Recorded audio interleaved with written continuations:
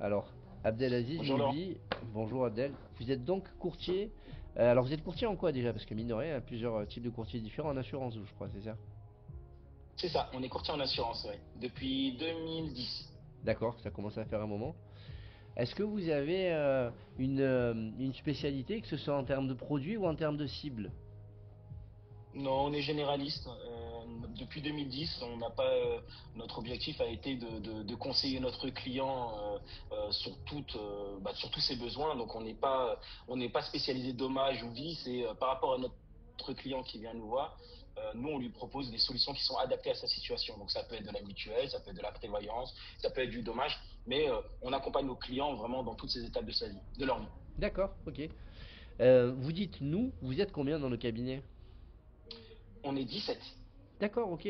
C'est vous le responsable du cabinet qui avez créé ça, du coup. 17, c'est une C'est belle. ça. On est parti. Ouais, on est parti de zéro. J'ai commencé de chez moi avec ma mallette, porte à porte. Et petit à petit, on a commencé à avoir notre premier client. Mon premier client, une anecdote, c'est mon technicien fibre qui D'accord. est venu, qui m'a fibré SFR ou enfin peu importe. ma maison. Voilà, technicien avec Orange, je crois, à l'époque. Et il a été mon premier client. Et aujourd'hui, d'ailleurs, il est toujours client. Et après, petit à petit, avec un système de recommandation, bouche à oreille, de carnet d'adresses, de réseaux sociaux, parce qu'à l'époque, alors moi, je suis très très dans le digital, parce qu'avant d'être assureur, j'étais développeur informatique. D'accord. Et j'ai continué mes études dans le domaine de l'assurance. Donc j'ai toujours aligné les deux, l'informatique, le digital et l'assurance. Donc notamment dans mes prospections et en porte-à-porte, on est allé vraiment à la conquête de clients. Ensuite, petit à petit, on a eu notre première agence, donc en 2014, donc 4 ans après. Et là, ça a été un boom parce que on est situé sur Cergy-Pontoise. Cergy-Pontoise n'avait pas la culture courtage à l'époque. D'accord. Ils allaient voir directement leur agent AXA ou leur agent. Voilà, vous allez voir leur agent ou les mutuelles, Massif, MAF, etc. Mais il n'y avait pas de courtier à l'époque. Pourtant, c'est une belle zone de chalandise. D'accord. Et du coup, vous êtes arrivé en même temps que vous bossez bien et que vous avez dû bien démarcher et tout ça, vous êtes arrivé au bon endroit au bon moment aussi. C'est ça, c'est ça. Comme on dit en Angleterre, on a disrupté le secteur. On a été vraiment au plus près. Là, dès le début, on a apporté un service. On a eu des partenariats avec les collectivités locales et territoriales. On a mis en place des partenariats avec des commerçants. On a fait énormément de partenariats pour trouver des solutions vraiment à nos clients, qu'ils soient particuliers ou professionnels. D'accord. Ah, des partenariats, c'est pas des partenariats commerciaux, c'est des partenariats même au niveau solution du coup. Solution, effectivement, toujours dans une stratégie gagnant-gagnant, que ce soit avec des experts comptables, que ce soit avec des commerçants, de créer en fait une sorte d'écosystème local et de se faire connaître, hein. Le but, c'est de se faire connaître et un tel est satisfait, il en parle Ça, c'est et sûr. au-delà qu'il est satisfait, on continue à proposer des solutions qui sont adaptées. Donc nous, on est loin de vendre, voilà, on n'est pas des vendeurs vraiment, on est le terme vraiment des courtiers. Et je pense qu'il y en a beaucoup, d'ailleurs je tiens juste à vous remercier de m'interviewer, beaucoup ont oublié en fait le terme courtier en assurance. Courtier en assurance, c'est pas un représentant de la compagnie, c'est vraiment le représentant des clients. C'est l'accompagner dans tout le processus de son contrat, de son conseil. Et du coup, nous, on a des clients qui à l'époque étaient étudiants, qui aujourd'hui sont cadres, d'autres qui sont devenus entrepreneurs. Et à chaque fois, ils viennent nous voir et nous on les conseille parce que on connaît tous les domaines. Et ça c'est la force d'un courtier en assurance, parce qu'aujourd'hui un courtier en assurance connaît tous les domaines et travaille dans tous les domaines. Ouais, et puis il a accès à tous les fournisseurs, du coup il peut forcément proposer la meilleure offre à ses clients aussi, quoi. C'est ça, Et du coup, complètement. digital, vous me disiez, donc vous savez pas mal, au-delà de tous ces partenariats qui sont des partenariats physiques un peu avec des gens, vous utilisez aussi le digital. Comment vous faites pour que ça vous ramène des clients, vous, par exemple? Parce qu'il y en a beaucoup qui s'y risquent, mais qui Alors, arrivent pas bien à s'en sortir. En face d'eux, il y a des gros comparateurs qui ont des budgets de fou, et du coup, c'est compliqué pour certains. Alors, il y a des solutions et ils sont sans doute curieux d'entendre la vôtre. Alors, moi, alors avant d'être courtier en assurance, j'étais salarié dans le domaine de l'assurance. Moi, déjà, à l'époque, je travaillais via les réseaux sociaux, MSN, AIM, MySpace, Skyblog. Il y avait énormément de données, en fait. Et donc, du coup, moi, j'ai été très, très digital dès le départ en 2010. Puis, en fait, lorsque j'ai ouvert ma première agence, c'était en 2014, c'était une agence connectée. D'accord. Signature électronique, c'était de la Apple partout. C'était, en fait, beaucoup de systèmes de mail, d'accès aux informations, des espaces clients pour chacun de nos clients pour qu'ils puissent accéder à leurs documents, donc le système de jet dont ils avaient déjà fait depuis 2014. Et en 2018, on a développé en fait un site en intelligence artificielle. Alors à l'époque, c'était pas l'intelligence artificielle comme on a aujourd'hui, c'était du learning machine. En fait, c'est l'ancêtre de l'intelligence artificielle qu'on a aujourd'hui, qui est l'intelligence artificielle générative.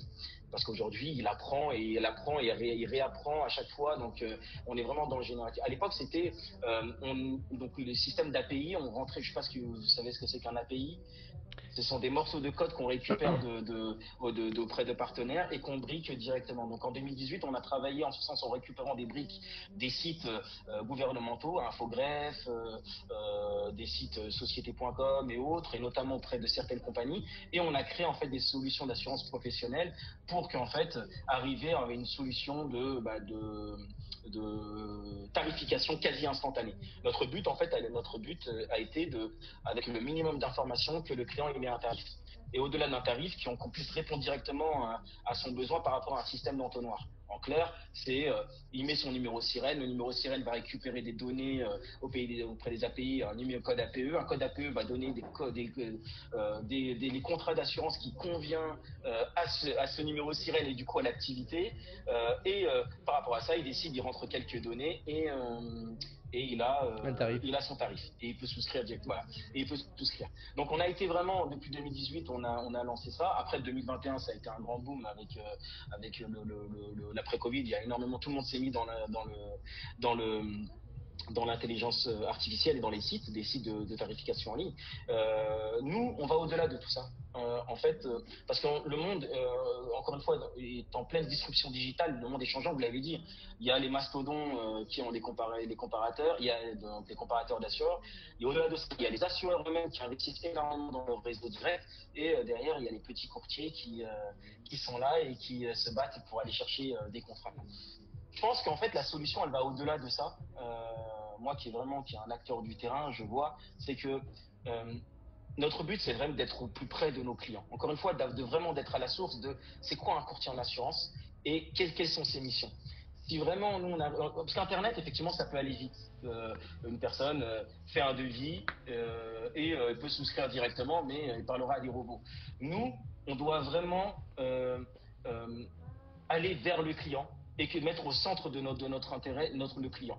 Et ça, c'est ce qu'on fait, parce que nous, du coup, on parle de courtier en assurance. Moi, par exemple, je parie d'ici à 3 ans, 5 ans sur la fin du courtage en assurance. Parce que d'ici à 3 5 ans, je pense, hein, et j'essaie toujours je détourne le regard à chaque fois pour dire, voilà, qu'est-ce qui se passe. Moi, je le vois avec les petits courtiers. Les courtiers aujourd'hui ont du mal. Ils ont du mal à s'aligner. Les compagnies d'assurance, ils vont en direct et du coup, les clients aujourd'hui se disent pourquoi je vais payer des honoraires de courtier en assurance, sachant que la compagnie d'assurance, il a les mêmes produits, donc du coup, il passe en direct. Nous, on le subit aujourd'hui. On a des clients, on a des gros clients professionnels qui passent en direct aujourd'hui auprès des compagnies, sans les nommer, hein. Et pourquoi? Parce qu'ils se disent pourquoi je paye des honoraires. Donc on va arriver sur une fin des honoraires. On va arriver notamment, on voit avec les législations européennes, sur un nouveau système de commissionnement. Parce que le commissionnement, ils vont taper dessus, hein, ça on le voit. Pourquoi? Parce que derrière, au niveau des sinistres, les compagnies d'assurance ont mis en place des partenariats avec des gros cabinets d'expertise, encore une fois, je ne vais pas les nommer, pour gérer en direct l'ensemble des sinistres. Donc, tout ce processus-là vont faire que le courtage en assurance ça va être très dur. Donc nous, en fait, le courtier en assurance d'aujourd'hui ne sera plus demain le même courtier en assurance. Et ça, moi, aujourd'hui, on en a la certitude et on commence déjà à travailler dans ce sens-là parce qu'on est en plein changement cette année, l'année 2024 va être une année tournante, parce qu'on est aussi, au-delà de courtier en assurance, on est aussi créateur de solutions pour des compagnies d'assurance. D'accord. Nous créons des produits Grossiste, pour les quoi. compagnies, donc des produits d'assurance de. Ouais. Alors, pas forcément grossistes, mais plutôt en fait pour vraiment apporter des solutions à tous les courtiers. Parce que moi, aujourd'hui, un courtier doit exister aujourd'hui. Les clients, aujourd'hui, ne connaissent pas l'assurance. Euh, on a besoin de vraiment de leur apporter une solution clé en main. Et donc nous, on sera un peu couteau suisse, parce que étant donné qu'on est moi, j'adore ce métier parce que encore une fois, moi, je suis quelqu'un de très empathique. Mon intérêt, c'est vraiment le client, le client, le client. Et lorsque le client vient me voir, bah, il a un problème, bah, c'est pour lui que je travaille et je défends ses intérêts bah, contre les compagnies, contre les partenaires aussi, parce que du coup, on propose aussi d'autres solutions et d'autres solutions vont aussi arriver. D'accord, ouais, ça fait. Vous êtes vraiment bien rentré dedans. Il y a une question qu'on pose souvent, justement. Si vous deviez recommander à des courtiers là qui démarrent, pardon, excusez-moi, si vous deviez recommander à des courtiers qui Je vous en démarrent prie. c'est gentil, de se former, sur quoi vous les engageriez à se former? Euh, alors, aujourd'hui, pour être un courtier, on n'est pas obligé de connaître toutes les conditions générales des contrats d'assurance.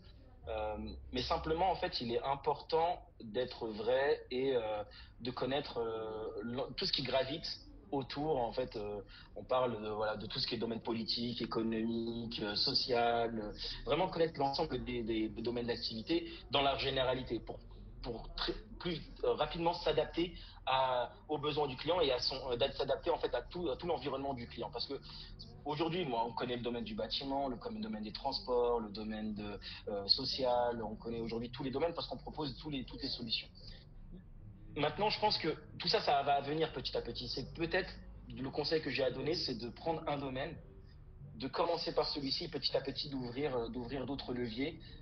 Si par exemple quelqu'un qui est spécialisé dans l'assurance professionnelle, bah, se mettre dans les décennales et connaître en fait un métier, s'intéresser à son métier, s'intéresser au client et parler le langage du client. C'est qu'en fait c'est ça la force. C'est lorsqu'on parle par exemple à un plombier et qu'on parle de bah, voilà de plomberie, bah, le client nous fait confiance parce qu'on connaît son métier. Lorsqu'on parle au métier d'un client d'un cadre parce que voilà il est dans une SS2I et il est spécialisé dans du codage dans no code, on lui parle aussi développement informatique. Lorsqu'on parle par exemple à une maman mère de famille qui aujourd'hui fait tous les métiers du monde, ben, on s'intéresse à elle et en s'intéressant aux clients, et ben il peut nous faire confiance. C'est ce but-là en fait. C'est vraiment encore une fois, moi j'insiste, c'est être au plus près de nos clients, aussi connaître son client, nous connaître nous-mêmes et connaître son client. C'est intéressant, on sent que vous êtes Pour passionné moi, en c'est tout plus cas. important. C'est un conseil qu'on donne souvent aux gens de centrer toute leur com sur leurs clients et pas sur leurs produits ou sur ce qu'ils vendent. Et c'est pas facile à faire, c'est un exercice un peu compliqué, mais apparemment ça vous l'avez bien intégré. Et vous, est-ce que vos salariés, vous les formez du coup régulièrement? Les courtiers, ils sont plutôt bien achalandés justement en termes de budget formation. Est-ce que vous les formez sur les domaines du digital? Alors au-delà de la DDA, ça c'est obligatoire, la formation de 15 heures là, que vous faites chaque année. Est-ce que vous le dépensez ce budget formation pour vos salariés ou pas vraiment? Il dort chaque année. Oui, oui. Effectivement, nous, on a la chance aujourd'hui d'avoir des OPCO avec OPCO Atlas, hein, qui est notre représentant. Et d'ailleurs, je tiens à les remercier parce qu'ils font un travail formidable. Donc, tous les ans, nous, on forme. En fait, on a donc déjà janvier, tous nos collaborateurs, c'est un entretien annuel et on voit les besoins de formation, les améliorations, les points à améliorer, les bonnes choses. Et on travaille effectivement sur les points à améliorer. Et notamment, on voit un peu tout ce qui est environnant et on propose la formation qui convient. Donc, ça peut être par exemple pour notre community manager travaille sur formation sur du Photoshop, sur notre souscriptrice pardon, en professionnel et grand compte, bah, on va lui apporter une solution sur, par exemple, sur le market, sur le grand compte, s'intéressant vraiment au monde de l'entreprise et, bah, par exemple, ça peut être sur des KPI, chiffre d'affaires pour vraiment s'intéresser, puisque qu'elles soient un peu plus dans le domaine commercial et moins dans le domaine technique. Donc oui, effectivement, on accompagne aussi nos collaborateurs dans leur formation pour qu'ils soient meilleurs eux-mêmes, parce que s'ils sont meilleurs, bah, ils peuvent apporter encore une fois de meilleures solutions et de meilleurs services à nos clients. Ouais, bien sûr. Il y a un dispositif, je ne sais pas si vous le connaissez, qui est bientôt fini d'ailleurs, c'est le 25 ou le 31 décembre chez Opcoatas qui finit ça. Je ne sais pas si vous avez eu la chance d'en profiter, c'est pour les entreprises en mutation digitale justement, et là vous êtes un peu pas mal dans le digital. C'est le FNE, ça vous parle ou pas ça? Alors j'en ai entendu parler, mais je ne l'ai pas utilisé. Effectivement, je l'ai pas utilisé, non.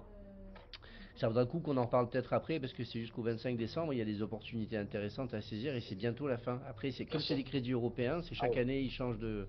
Et là, c'est bientôt terminé. C'est le dernier jour, le 25 décembre, ils le mettent sur le site de Atlas pour déposer ses dossiers. Pour finir Ok. cette interview, si vous deviez donner donc, alors au niveau des conseils que vous donnez, en tout cas, c'est aux gens de s'expertiser un peu sur un métier donné. Et effectivement, même nous on le voit, nous on fait de la formation, on fait des sites internet. À la base, on est une agence. Quand on parle à tout le monde, on parle à personne. Quand on parle à des courtiers, par exemple, en ce moment, on en connaît plein, donc on les connaît bien, les courtiers, et forcément, ben, ils se sentent à l'aise. C'est un peu la même logique. Il faut se concentrer sur le métier. Et vous les conseillez aussi. Donc finalement, au niveau du digital, qu'est-ce que vous recommanderiez? Parce que vous disiez qu'effectivement, le marché se morcelle, il y a les gros comparateurs, les petits qui s'en sortent pas trop. Vous avez expliqué que vous créez tout un tas de produits, vous avez créé des partenariats. Mais en termes de communication en digital, est-ce que vous auriez un conseil à apporter à des petits courtiers, entre guillemets, quoi, justement, qui n'ont pas les moyens de mettre sur Google AdWords 10 000, 15 000 balles par jour comme les gros comparateurs? Mhm. Euh, un conseil, c'est déjà mettre en place une stratégie digitale qui soit cohérente avec avec sa personnalité. Ouais. C'est lorsqu'on parle sur le net, c'est par exemple, moi je dis toujours, les réseaux sociaux est juste un prolongement de nous-mêmes. Aujourd'hui, les statistiques, hein, elles parlent, même si ces grands mastodons, les grandes compagnies, aujourd'hui en termes de followers sur Instagram, Facebook, ils sont pas suivis par beaucoup de monde, hein. Donc même leur post, c'est quelques j'aime. Par contre, à l'inverse, ils s'intéressent vraiment, le public s'intéresse à des sujets qui sont précis et des éléments, donc l'information. Moi, par exemple, ce que je dis à ma community manager, c'est, bah, plutôt, par exemple, on assure les restaurants, bah, parlons cuisine. Bien sûr, c'est Quand on ça. parle en cuisine, ben, on va s'intéresser au restaurant. Si derrière on parle, par exemple, on veut aller faire de la RC Pro et aller une activité, ben, on parle directement de l'activité. Donc on met en avant encore une fois nos clients et nous on parle pas de nous. Donc là, nous c'est une stratégie de communication qu'on met en place. Et après, dans la stratégie de communication, c'est quel est le ton qui va être abordé, comment on va parler. Moi, je sais que tous mes clients, je les tutoie, donc je tutoie. Pourquoi? Parce qu'en fait, encore une fois, on est une team, on est ensemble et et ensemble, ben, on va aller chercher des solutions, un tarif, des garanties. Au-delà de ça, peut-être les deux. Notre but, c'est qu'ils ne soient pas surassurés, pas sous-assurés. Encore une fois, ils connaissent rien. Il y a des personnes, nous, ce qu'on dit, c'est qu'il y a des personnes, des fois, des clients, ils ont trois contrats d'assistance, ils ont trois contrats juridiques, de protection juridique, ils ne le savent pas. Et dans leur contrat d'habitation, ils ont une RC, alors que derrière, peut-être qu'ils payent une RC. Enfin, voilà. C'est notre but, c'est de mettre un peu de clarté, de cohérence. Euh, dans leur domaine et dans l'activité, dans leur propre activité et notamment dans la vie du client. Donc, le conseil que j'ai à donner, c'est d'être vrai, de ne pas avoir peur de faire des erreurs. Parce qu'en fait, sur Internet, il y a tout et n'importe quoi. Et on peut. C'est simplement, voilà, petit à petit, l'audience. Bah, si on est vrai, bah, l'audience, elle peut que augmenter. Parce que voilà, il y aura toujours des influenceurs. Après, ils peuvent mettre de temps en temps, peut-être sur un post, rajouter quelques euros pour sponsoriser au niveau local. Mais je pense qu'aussi la force, c'est bah, de nouer des partenariats aussi avec toutes les entités locales, les villes, euh, les associations des commerçants. Pourquoi? Parce qu'en fait, c'est ensemble. Parce qu'au-delà du courtage en assurance qui va disparaître, moi, ce que je vois qui est en danger, c'est tous les petits commerçants Hmm. qui vont se faire très vite avaler par les grands mastodontes qui est Amazon, Uber, Tesla et autres qui viennent les GAFA et qui investissent énormément dans les services. Donc demain, le courtier d'assurance ne sera plus le même. La personne qui va faire de l'obsèque, qui vend de l'obsèque, il sera plus pareil. Il y a des personnes qui vendent de l'énergie, c'est plus pareil. Enfin, tous les métiers de service et notamment certains métiers de bouche, ça va plus être pareil. On va arriver dans un nouveau monde. D'ailleurs, moi, je l'appelle toujours, c'est même mon internet, je l'appelle toujours le web 4.0. Le web 4.0, c'est en fait un monde d'internet qui est totalement lié à la réalité et qui n'a aucune différence entre les deux. Et c'est là où on va aller. En tout cas, j'en ai la certitude. On n'est pas loin avec la réalité virtuelle et toutes ces choses-là, même si Facebook a un peu désinvesti récemment, on va y revenir quand la technologie sera un peu plus mûre, c'est sûr. Écoutez, je vous remercie pour votre temps.